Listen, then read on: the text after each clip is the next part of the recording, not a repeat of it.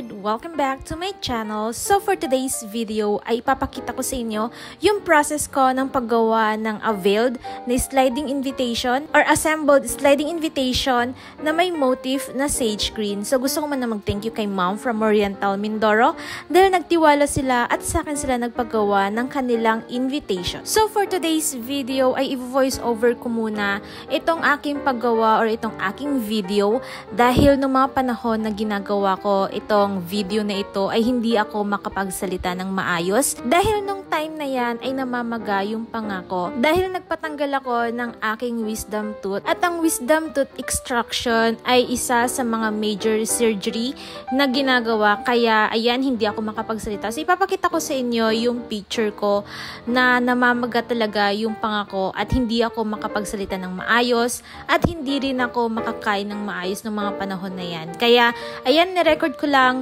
yung paggawa ko nitong invitation na pinurchase sa akin ni Mom from Oriental Mindoro. So again, thank you so much Mom. So ang ginagawa ko na sa mga oras na ito ay kinakat ko na yung picture ng bride na ilalagay doon sa pinakaharap nitong sliding invitation. So kung nakikita ninyo, mano-mano ko siya na ginugupit dahil wala pa akong cutting machine.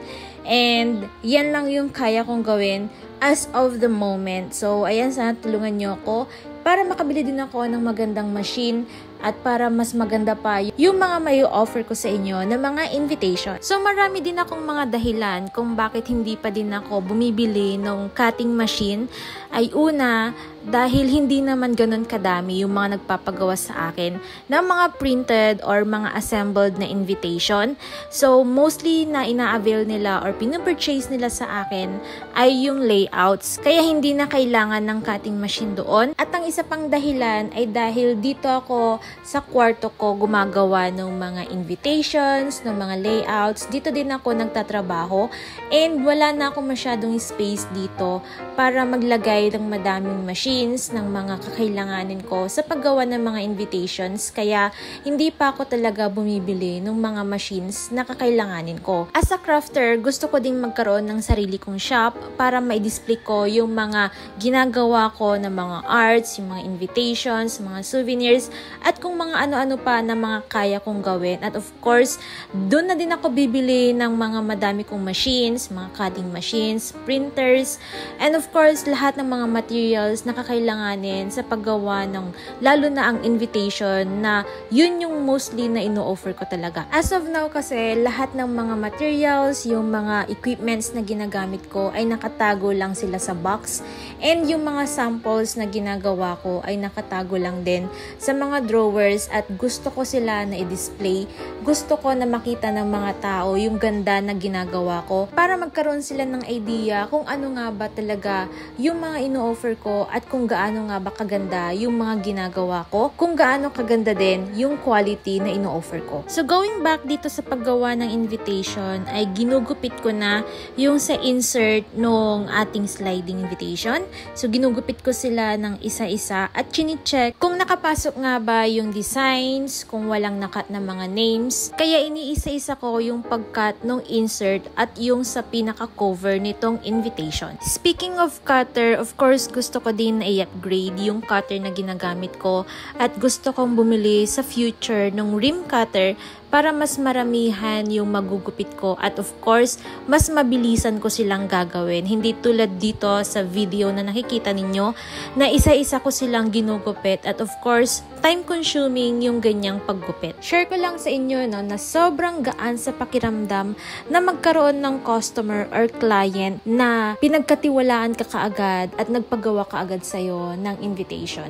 Si client ko na ito or yung nagpapagawa sa akin nitong invitation na ito na may motif na sage green ay sobrang bilis lang kaming nag-usap. Nung unang nag-message sila sa akin, tinanong lang nila yung pricing and then tinanong lang din nila kung gaano nga ba katagal or ilang days yung process bago maipadala yung kanilang invitation. So, that day, sinagot ko lang din yung mga questions nila and then after 2 weeks ay bumalik sila sa akin at nagpagawa na sila. After kong gawin yung kanilang layout, ay meron lang inayos na isang word and then go for printing na. So, ganun kami kabilis na nag-usap lang ni client.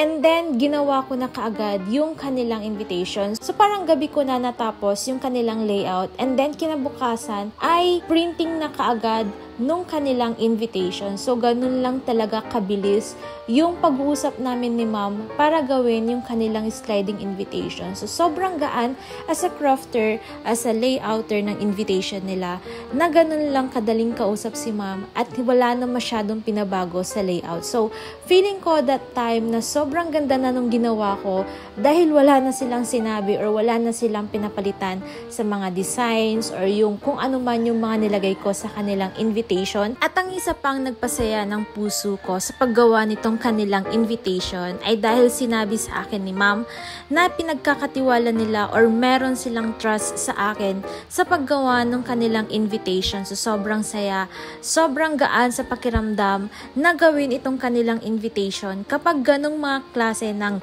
client or customer yung mga mapupunta sa inyo. Sabi nga nila, kapag meron kang trust sa sarili mo, ay magkakaroon din ng trust ang ibang tao sa'yo.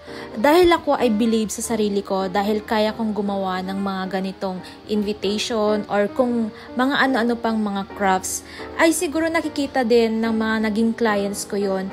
Kaya napapabilib din sila sa akin at nagkakaroon sila ng trust sa mga gawa ko. Maniwala lang tayo sa mga sarili natin, sa mga gawa natin, at kapag nakita natin na may kaunting hindi maganda sa mga ginagawa natin, doon tayo ngayon gumawa ng improvement para mas mapaganda pa natin yung mga ginagawa natin at para mas maka-attract pa tayo ng madaming clients or customers. So sa mga oras na ito ay fino-fold ko na yung pinaka-cover nitong sliding invitation para maging ready na at pwede nang ilagay yung inserts. Habang ginagawa ko ang sliding invitation na ito at habang nakikinig ako ng K-drama ay may pumapasok sa aking isip. So, di ba multitasking? Nabanggit ko sa mga videos ko noon na kapag naka 10,000 subscribers na ako ay magbibigay ako sa inyo ng pa-thank you. So sa mga oras na yan ay iniisip ko kung ano nga ba yung pwede kong ibigay sa inyo bilang thank you dahil malapit na tayo mag 10,000 subscribers. So habang ini-edit ko ang video na ito, ngayon, ito na yung subscribers count natin. So, ayan, nasa screen. Napakalaking achievement na ng YouTube ko ang magkaroon ng 10,000 subscribers. Dahil, ibig sabihin nun ay merong 10,000 na tao dito sa mundo ang nagtitiwala sa mga videos na ginagawa ko. Kaya, thank you so much sa tiwala ninyong lahat at umabot tayo ng ganito kadami. Meron na akong idea kung ano yung mga ibibigay ko sa inyo kapag naabot na natin ang 10,000 subscribers dito sa ating channel. Pero dahil hindi pa natin naabot yung count na yon, of course, hindi ko muna i-share yon. So, keep on subscribing lang.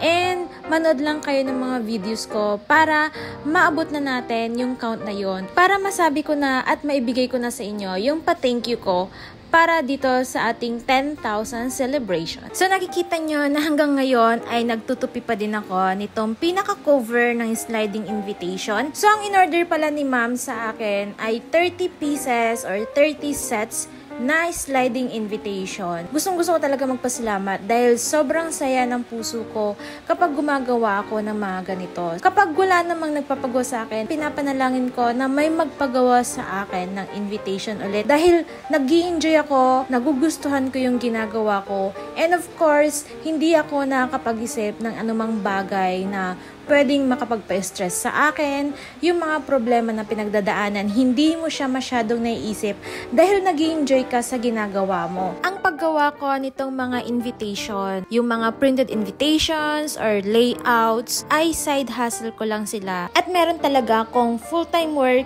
ng 8 hours. Kaya time management lang talaga yung kailangan natin kapag gusto natin na madagdagan yung ating income.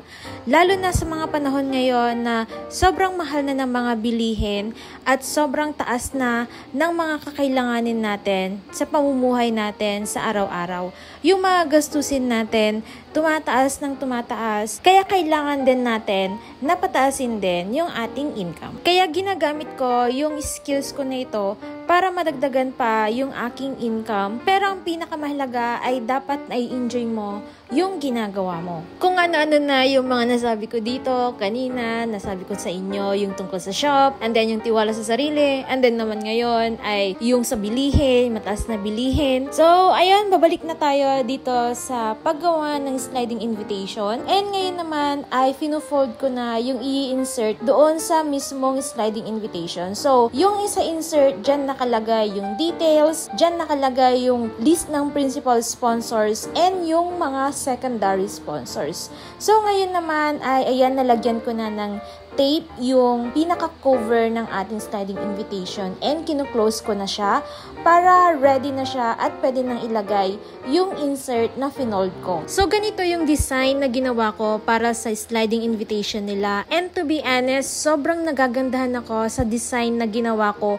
para sa kanilang invitation. So, isa ito sa pinaka maganda din na nagawa ko na layout para sa sliding invitation. Hindi naman sa pagmamayabang, pero sobrang dami kong ginawang designs or layouts na sobrang nagagandahan din talaga ako. And thankfully, dahil yung mga clients ko na nagpagawa sa akin ng mga layouts na yon ay sobrang nagandahan din. Pero meron tayong mga clients na hindi natin may iwasan na kahit gandang-ganda na tayo sa ginawa nating design, ay meron pa rin silang pinapabago dahil hindi nila masyadong nagustuhan. Pero meron ding mga designs na pinapagawa ang client na as a layouter ay hindi masyadong gusto. I mean, para sa akin, hindi ko siya masyadong nagustuhan. So, base doon, masasabi talaga natin na iba-iba tayo ng taste, iba-iba tayo ng preference pagdating sa mga design, sa mga style. So, pwede na yung maganda na sa akin ay hindi pa rin maganda sa inyo. Pero pwede din na yung maganda sa inyo ay hindi rin ganun kaganda sa akin. So, siguro, ganun talaga, magkakaiba lang talaga tayo ng paningin sa mga bagay na ginagawa natin. Pero as long as napapasaya natin, nagagawa natin kung ano yung gusto ni client, ay okay na tayo doon.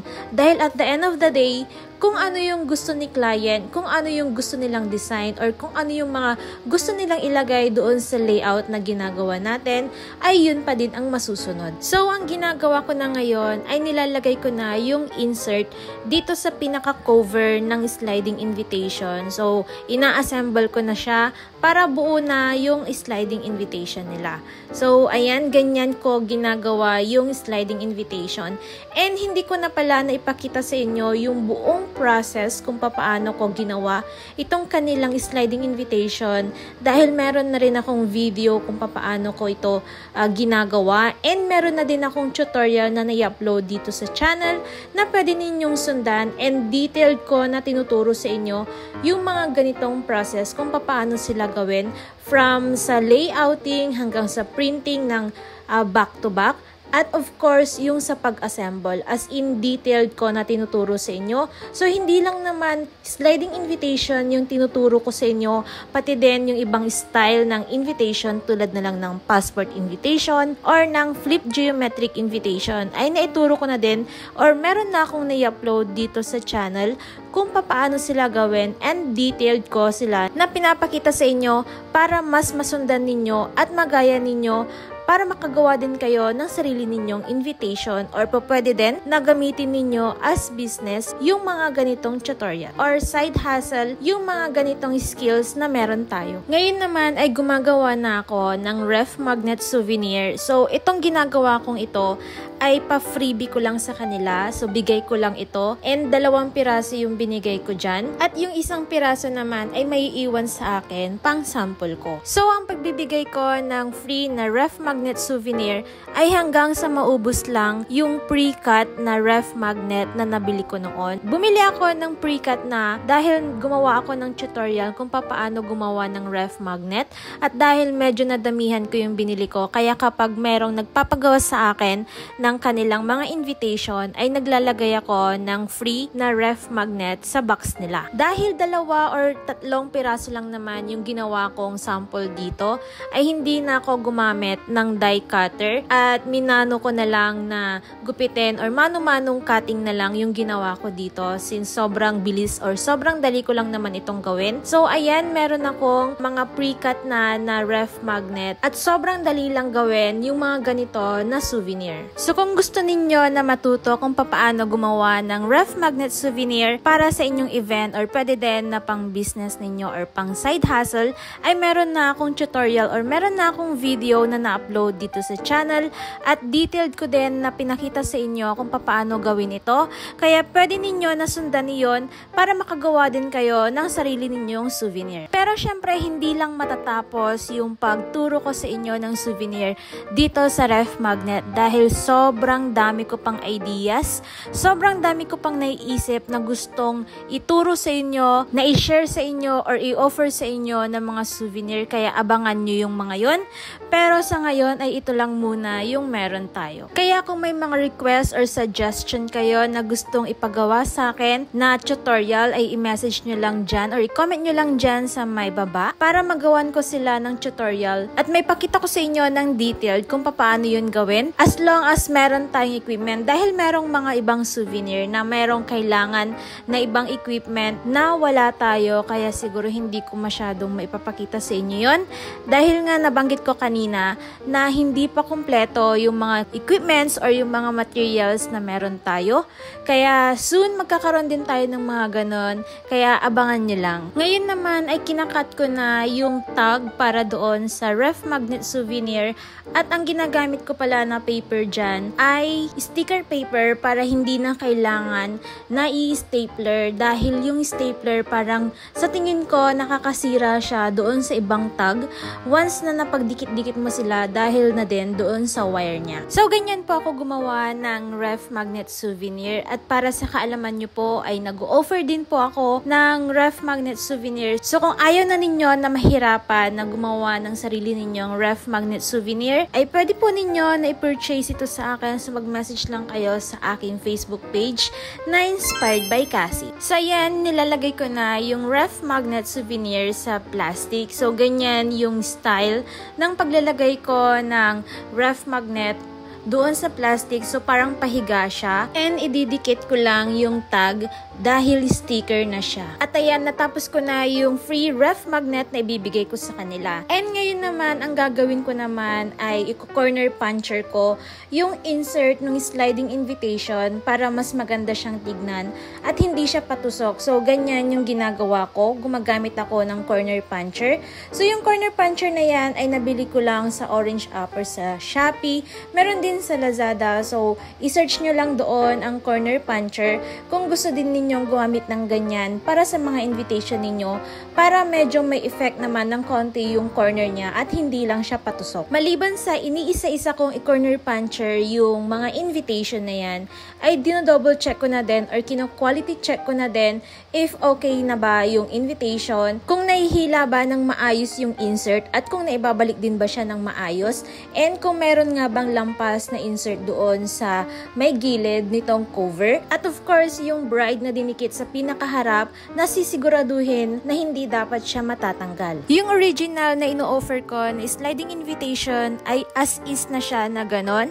So parang ang pinaka-envelope na nung sliding invitation ko is yung cover mismo nung invitation. Dahil sobrang mura ko lang siyang ino-offer, kaya ganon lang yung binibigay ko. Pero for today, dahil nag-i-enjoy at masaya ako sa ginagawa kong invitation na ito, ay dinagdagan ko na ng cover yung invitation. So, nagdagdag ako ng materials ko dito, naglagay din ako ng ribbon dito, pero same price pa din yung bigay ko sa kanila. So, ang ginagawa ko na ngayon ay ginugupit ko yung ilalagay kong cover doon sa invitation nila. So, sobrang dali ko lang din naman na ginawa ito, kaya inaisipan ko na din na idagdag to doon sa kanilang invitation para mas maganda nilang ibigay yung kanilang invitation sa mga principal sponsors nila or sa mga guests nila. Nag-layout at nag-print din pala ako ng 2x2 na monogram na ilalagay ko doon sa pinakaharap ng cover. So parang ididikit ko siya doon sa ribbon and ganyan yung design na nagawa ko. Kung titingnan niyo, sobrang ganda nung ginawa kong monogram na ganyan. So kung gusto din niyo ng monogram na ganyan yung design, sobrang dali lang yan. Basta gamitin nyo lang yung mga elements or yung mga images na ginamit ninyo sa mismong invitation. Ganito naman yung design na ginawa ko para doon sa cover.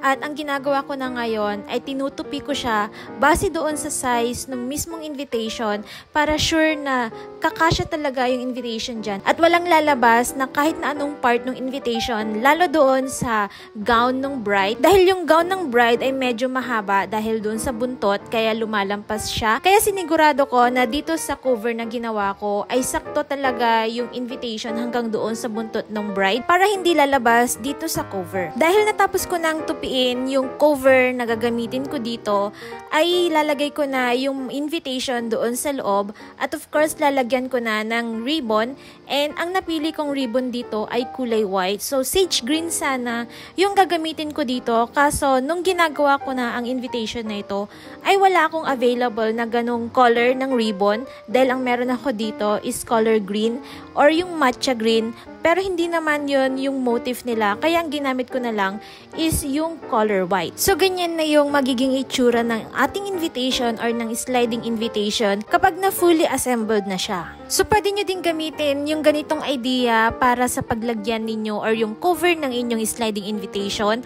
or ng kahit na anong style ng invitation na pwede ninyong ilagay sa ganitong klase ng cover. So ganito yung naisip ko na cover ng sliding invitation dahil yung ginagawa kong invitation is 5R size, pero merong buntot kasi yung bride na lumalampas doon sa size nung mismong invitation dahil hindi siya magkakasya sa envelope at mayuyupi lang yung gown ng bride. So after kong mailagay yung invitation doon sa cover at malagyan na din ng ribbon, ay of course ididikit ko na yung ginawa ko na 2x2 na monogram. So ganyan na yung kalalabasan ng invitation kapag natapos na siya na gawin. So kung makikita ninyo, sobrang ganda din nung cover and yung monogram na ginawa ko para sa invitation na ito. At sa wakas ay natapos ko nang gawin yung kanilang sliding invitation, kaya ayan, ilalagay ko na sa plastic at ang paggawa ko or ang paglagay ko sa plastic ay tig 5 para hindi sila nagsisiksikan sa isang plastic at para mas magandang tignan. So parang naka-anim na plastic ako niyan dahil 30 sets or 30 pieces yung in-order ni ma'am and tig 5 yung nilalagay ko sa bawat plastic. So ganyan na yung kanyang itsura bago ko ilagay sa box. So ayan yung box na ginamit ko at ina-assemble ko na siya. So yung 30 pieces or yung 30 sets na sliding invitation ay kasyang-kasya sa ganitong size na box. So kung titignan ninyo, as in kasyang-kasya siya, at nilagay ko na din yung pa-freebie ko na ref magnet. At ayan, dadalhin ko na siya sa LBC para ipadala sa Oriental Mindoro. So again, thank you so much ma'am for trusting Inspired by Cassie.